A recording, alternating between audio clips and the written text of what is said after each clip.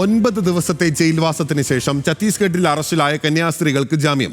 Bilaspur NIA കോടതിയാണ് കന്യാസ്ത്രീമാരായ sister വന്ദനയ്ക്കും sister പ്രീതിക്കും ജാമ്യം അനുവദിച്ചത്. ജാമ്യ ഉത്തരവ് ജയിലിലെത്തിയാൽ ഉടൻ ഇരുവർക്കും ജയിൽ മോചിതരാകാനാകും. 50,000 രൂപയുടെ 2 ആൾ ജാമ്യം, പാസ്പോർട്ട് കോടതിയിൽ ഹാജരാക്കണം തുടങ്ങിയ ഉപാധികളോടെയാണ് ജാമ്യം. ജാമ്യത്തിനായി പ്രാർത്ഥനയോടെ കാത്തിരിക്കുകയായിരുന്നുവെന്ന് വികാരാധീനരായ സിസ്റ്റർ പ്രീതിയുടെ മാതാപിതാക്കളും കുടുംബാംഗങ്ങളും പ്രതികരിച്ചു. ജാമ്യം കിട്ടി, അതുകൊണ്ട് ഞങ്ങൾക്ക് ഒരു സന്തോഷത്തോണ് ഇടയായി. ഒന്നും പറയാനില്ല. എനിക്ക് വളരെ സമാധാന പ്രാർത്ഥന എപ്പോഴും പ്രാർത്ഥനയാണ്.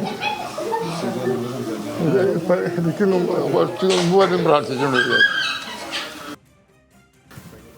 ജാമ്യം ലഭിച്ചതിലെ സന്തോഷവും നന്ദിയും അത് ആദ്യമേ ദൈവത്തോട് ഞങ്ങൾ നന്ദി പറയുന്നു. അതോടൊപ്പം തന്നെ ഇതിനു വേണ്ടി ഞങ്ങളുടെ ഒപ്പം നിന്ന എല്ലാ ഭരണാധികാരികളോടും ഒപ്പം സഭാ നേതാക്കളോടും നന്ദി പറയുന്നു. പിന്നെ ഞങ്ങളുടെ MLA ഈ സംഭവം അറിഞ്ഞ അന്ന് മുതൽ ഞങ്ങളോടൊപ്പമുണ്ട്. ഈ നിമിഷം വരെ വിധി പറയുന്നവരെ ഞങ്ങളുടെ ഒപ്പം നിന്ന് MLA ഞങ്ങൾ പ്രത്യേകം നന്ദിയോടെ ഓർക്കണു. ഒപ്പം പ്രത്യേകം MLAക്ക് വേണ്ടി നന്ദി പറയണു. ഞങ്ങളുടെ കുടുംബത്തോടൊപ്പം MLAയുടെ ഒരു വിഷമമായി കണ്ട്, MLAയുടെ കുടുംബത്തിലെ ഒരു അംഗത്തെ പോലെ കണ്ട് ഞങ്ങളോടൊപ്പം നിന്ന് MLAക്ക് പ്രത്യേകം നന്ദി. ജാമ്യം ലഭിച്ചതിലെ സന്തോഷവും നന്ദിയും സിസ്റ്റർ വന്ദനയുടെ അമ്മയും സഹോദരനും അടക്കമുള്ള കുടുംബാംഗങ്ങളും പങ്കിട്ടു. എല്ലാവർക്കും സന്തോഷമായോ?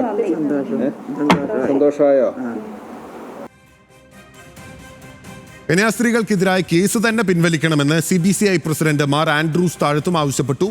ഭരണഘടനാ അവകാശങ്ങൾ ലംഘിക്കപ്പെടാതിരിക്കാൻ സർക്കാരുകൾ നടപടി സ്വീകരിക്കണമെന്ന് മാർ ആൻഡ്രൂസ് താഴത്ത്.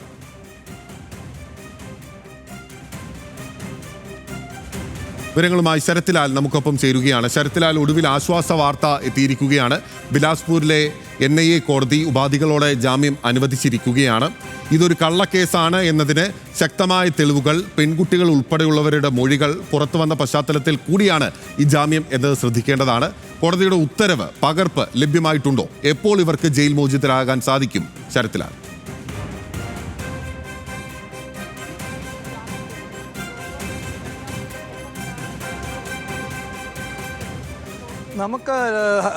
നമുക്ക് ലഭിക്കുന്ന വിവരം മനസ്സിലാൽ അവർ NIA കോടതി മജിസ്ട്രേറ്റ് കോടതിയുടെ റിമാൻഡ് റിപ്പോർട്ട് ആവശ്യപ്പെട്ടിരിക്കുകയാണ്.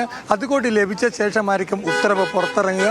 ആ ഉത്തരവ് നേരെ തന്നെ സർട്ടിഫിക്കറ്റ് ചെയ്ത ഉത്തരവ് ഫിസിക്കലായി തന്നെ മജിസ്ട്രേറ്റ് കോടതിയിൽ എത്തിക്കാനുള്ള ശ്രമമാണ് നടക്കുന്നത്. അങ്ങനെയാണ് മജിസ്ട്രേറ്റിൻ്റെ വസതിയിൽ എത്തിച്ചെങ്കിലും ഇന്ന് തന്നെ ഇറക്കാനുള്ള നടപടികളാണ് ഇവിടെ BJP നേതാക്കളും BJP സർക്കാരും നടത്തുന്നത്. അതിനു വേണ്ടിയിട്ടുള്ള അനുബാനടി റിമാൻഡ് റിപ്പോർട്ടിൻ്റെ കോപ്പി നിലവിൽ എത്തിച്ചിട്ടുണ്ട് NIA കോടതിയിൽ. ഇതുകൂടി ലഭിച്ചു കഴിഞ്ഞാൽ NIA കോടതി ഇപ്പോൾ മണിക്കൂർ കൊണ്ട് അല്ലെങ്കിൽ ഈ മണിക്കൂറിൽ തന്നെ ഉത്തരവ് പുറപ്പെടുവിക്കും എന്നാണ് അറിയുന്നത്. അതിനുശേഷം മജിസ്ട്രേറ്റ് കോടതിയിൽ, വിചാരണ കോടതിയിൽ ഈ ജാമ്യ വ്യവസ്ഥകൾ പാലിക്കുന്ന സത്യവാങ്മൂലം നൽകണം. അതിനുശേഷമായിരിക്കും ഈ മോചന ഉത്തരവ് മജിസ്ട്രേറ്റ് കോടതി പുറത്തിറക്കുക. ഏതായാലും വൈകുന്നേരം ഈ നടപടിക്രമങ്ങളൊക്കെ പാലിക്കപ്പെടുകയാണെങ്കിൽ വൈകുന്നേരങ്ങളുടെ തന്നെ ഈ കന്യാസ്ത്രീ 2 മലയാളി കന്യാസ്ത്രീകളും മോചിതരാവും. അതേപോലെ തന്നെ വളരെ പ്രധാനപ്പെട്ട കാര്യം ജയിൽ സൂപ്രണ്ട് പറഞ്ഞ കാര്യമാണ്. 8:30 മണി മുമ്പേ തന്നെ തങ്ങൾക്ക് ഉത്തരവ് ലഭിച്ചാൽ 15 മിനിറ്റ് കൊണ്ട്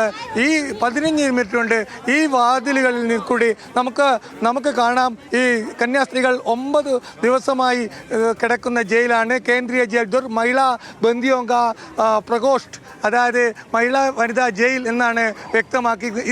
ഇതിൻ്റെ അകത്താണ്, ഇതിൻ്റെ 3ാമത്തെ കെട്ടിടത്തിലാണ് 58 സഹതടവുകാരോടൊപ്പം കന്യാസ്ത്രീകൾ 9 ദിവസം കഴിഞ്ഞത്.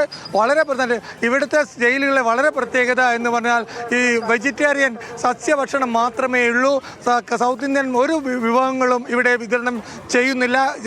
ജയിൽ പുള്ളികൾക്ക് വേണ്ടി പൂർണ്ണമായും വെജിറ്റേറിയനായ ഒരു ജയിലാണ് ദുർഗിലത എന്നുകൂടി നമുക്ക് പറയേണ്ടി വരും. ഈ 9 ദിവസവും ഇവിടെയാണ് കന്യാസ്ത്രീകൾ ഈ വാതിലിലൂടെ കന്യാസ്ത്രീകൾ ഇന്ന് വൈകുന്നേരം പുറത്തിറങ്ങും എന്ന് നമുക്ക് പറയാം. ഇപ്പോൾ പോത്തൻ. അതിനുവേണ്ടി 15 മിനിറ്റാണ് ആകെ തങ്ങൾക്ക് വേണ്ടു എന്നാണ് ജയിൽ സൂപ്രണ്ട് വ്യക്തമാക്കിയിരിക്കുന്നത്.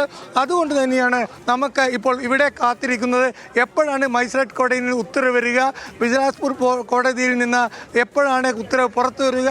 അതനുസരിച്ചായിരിക്കും ഇന്നത്തെ ഏത് സമയത്ത് ജയിൽ മോചിതമാവും മലയാളി സ്ത്രീകൾ എന്നറിയുക. ഇതിൻ്റെ മറ്റൊരു വാർത്തയെ കൂടിയുണ്ട്. ഈ പെൺകുട്ടികൾ നാരായണപൂർ പോലീസ് സ്റ്റേഷനിൽ FIR രജിസ്റ്റർ ചെയ്യാൻ, ജ്യോതി ശർമ്മക്കെതിരെ FIR രജിസ്റ്റർ ചെയ്യാൻ പരാതി നൽകിയിരുന്നു. എന്നാൽ അക്കാര്യം ചെയ്യാതെ പോലീസ് വെച്ചുകൊണ്ടിരിക്കുകയാണ്. ഈ സമയത്ത് SP-യെ നേരിട്ട് കണ്ട് പരാതി പറയും, FIR രജിസ്റ്റർ ചെയ്യിപ്പിക്കുകയും ചെയ്തു എന്നൊരു വാർത്ത കൂടി പുറത്തു വരുന്നുണ്ട്. ഏതായാലും ബജ്രംഗ് നേതാക്കളെ സംബന്ധിച്ചിടത്തോളം ഇത് ശുഭകരമായ വാർത്തയല്ല. ജാമ്യം ലഭിച്ചപ്പോൾ സെഷൻ കോടതി ജാമ്യം നിഷേധിച്ചപ്പോൾ ആഹ്ലാദ പ്രകടനം നടത്തിയ ബജ്രംഗ് ദൾ ഇന്ന് ശക്തമായി പ്രതിഷേധത്തിലാണ്. ഏതായാലും കോടതിയെ സംബന്ധിച്ചിടത്തോളം ജാമ്യം അനുവദിച്ചിരിക്കുന്നു. ഈ ജാമ്യ ഹർജിയെ പ്രോസിക്യൂഷൻ എതിർത്തോ ഇല്ലയോ എന്ന തർക്കത്തിലേക്കാണ് ഇനി കാര്യങ്ങൾ പോകുന്നത്. രാഷ്ട്രീയപരമായ വിവാദങ്ങളും തർക്കങ്ങളും വാദങ്ങളും ഇനി നമുക്ക് വേണ്ടി. ഇവിടെ തന്നെ ഈ ജാമ്യ വാർത്ത പുറത്തു വന്നപ്പോൾ ആദ്യം അത് കന്യാസ്ത്രീയെ അറിയിക്കും എന്നത് സംബന്ധിച്ചിട്ടുള്ള തർക്കം പോലും ഉണ്ടായിരുന്നു. ഏതായാലും അതൊക്കെ ഒരു രാഷ്ട്രീയ ഇടപെടലിലേക്ക് കാര്യങ്ങൾ മാറുന്നുണ്ട്. ഏതായാലും കന്യാസ്ത്രീയെ മോചിപ്പിക്കാൻ കാത്തിരിക്കാൻ വേണ്ടി ഇടത് വലത് MP-മാരും BJP നേതാക്കളും ജയിലിൽ തന്നെ പരിസരത്ത് തന്നെ തുടരുകയാണ്. ഏതായാലും നമുക്ക് ആ നല്ല നിമിഷത്തിന് വേണ്ടി നേരത്തെ ചൂണ്ടിക്കാട്ടിയല്ലോ, അന്ന് ജാമ്യം നിഷേധിച്ചപ്പോൾ സെഷൻസ് കോടതി വളപ്പിലേക്ക് ബജ്രംഗ് ദൾ പ്രവർത്തകർ, ജ്യോതി ശർമ്മയുടെ നേതൃത്വത്തിലുള്ള പ്രവർത്തകർ ഉൾപ്പെടെ എത്തുകയും അവിടെ ജാമ്യമില്ല എന്നറിയിച്ചപ്പോൾ അവരുടെ അഭിഭാഷകനെ എടുത്തുയർത്തുകയും ആഹ്ലാദ പ്രകടനം നടത്തുകയും മധുര വിതരണം നടത്തുകയും ചെയ്യുകയൊക്കെ ചെയ്തിരുന്നല്ലോ. ഇന്ന് ആ ജയിലിന്റെ പരിസരത്തേക്ക് അങ്ങനെ ആരെങ്കിലും പ്രകോപനമായി എത്തിയിട്ടുണ്ടോ?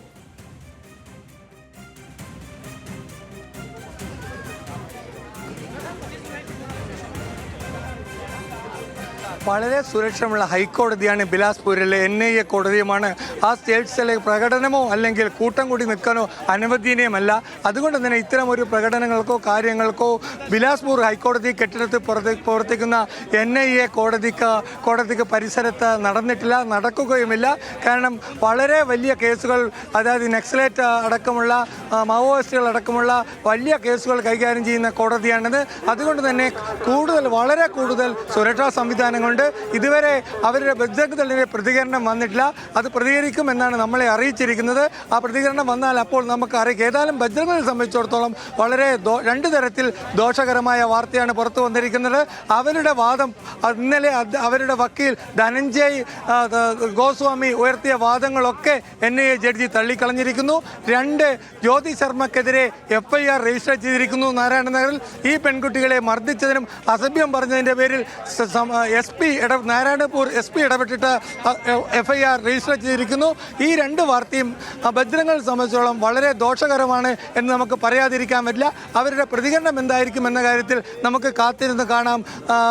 പോത്തൻ, ഓക്കെ, അവരുടെ പ്രതികരണം എന്തായാലും നമുക്ക് കാത്തിരുന്ന് കാണാം. എന്തായാലും ഛത്തീസ്ഗഡ് സർക്കാരിനെ സംബന്ധിച്ച് ഛത്തീസ്ഗഡ് സർക്കാർ എടുത്ത നിലപാടുകളിൽ ഒരു അയവ് വരുത്തിയത് കൊണ്ടുകൂടിയാണ് ഈ ജാമ്യം ലഭിച്ചത് എന്ന കാര്യത്തിൽ സംശയം ഒന്നും ഇല്ല. ആ അയവിലേക്ക് എങ്ങനെയാണ് എത്തിച്ചേർന്നത്, സമ്മർദ്ദം ഉണ്ടായത് എങ്ങനെയാണ് എന്നീ കാര്യങ്ങളെല്ലാം തന്നെ നമുക്ക് അറിയാവുന്നതാണ്.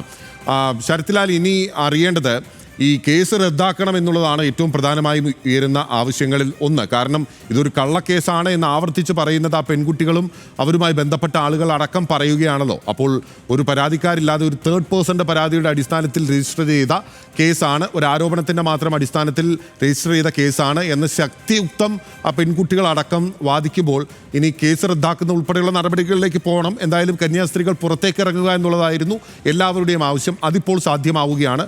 വരുന്ന മണിക്കൂറിൽ അത് ഉത്തരവെത്തിയാൽ ഉടൻ തന്നെ പുറത്തേക്ക് ഇറങ്ങും. ഇനി കേസ് റദ്ദാക്കുന്നതുമായി ബന്ധപ്പെട്ട സമ്മർദ്ദം അത് ഛത്തീസ്ഗഡ് സർക്കാരിൻ്റെ മുകളിൽ ഉൾപ്പെടെ ചെലുത്തപ്പെടാനുള്ള സാഹചര്യങ്ങൾ കൂടുതലാണല്ലോ. അപ്പോൾ അതിൻ്റെ നടപടിക്രമങ്ങൾ എന്തൊക്കെയായിരിക്കും? അങ്ങനെ ഒരു നീക്കത്തിലേക്ക് സർക്കാർ പോകുമോ? കാരണം അവിടെ മതപരിവർത്തനമുണ്ട്. ക്രിസ്ത്യാനികളായിട്ടുള്ള മിഷണറിമാർ അവിടെ മതപരിവർത്തനം നടത്തുകയാണ് എന്നുള്ളതാണല്ലോ അവിടുത്തെ BJP-യുടെയും അത് ഭരിക്കുന്ന സർക്കാരിൻ്റെയും നിലപാട്.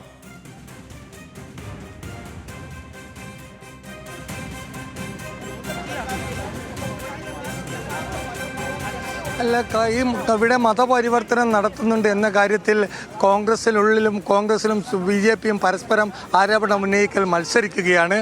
ഇപ്പോൾ തന്നെ ഇത്രയുമായിട്ട് കോൺഗ്രസിൻ്റെ ഒരു ഉയർന്ന നേതാവ് ഇന്ന് നമ്മളോട് ന്യൂസ് മലയാളത്തോട് മാത്രമാണ് പ്രതികരിച്ചത്.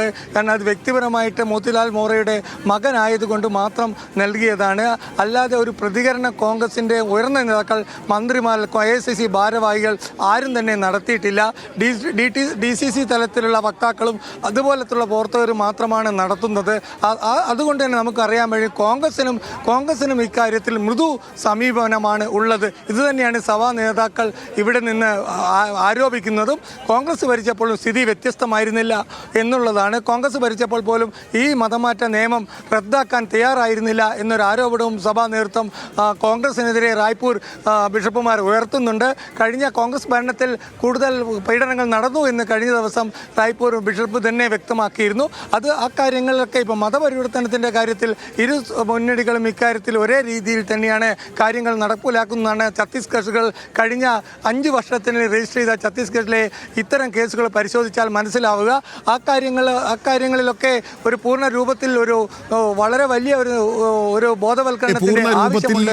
വിവരങ്ങൾ പുറത്തു വരാനുണ്ട്. എന്തായാലും കന്യാസ്ത്രീകൾ ജയിൽ മോചിതരാകുന്നു എന്നുള്ളതാണ് ഏറ്റവും പ്രധാനപ്പെട്ട കാര്യങ്ങളിൽ ഒന്ന്. ശരത്ലാലിലേക്ക് മടങ്ങിയെത്താം.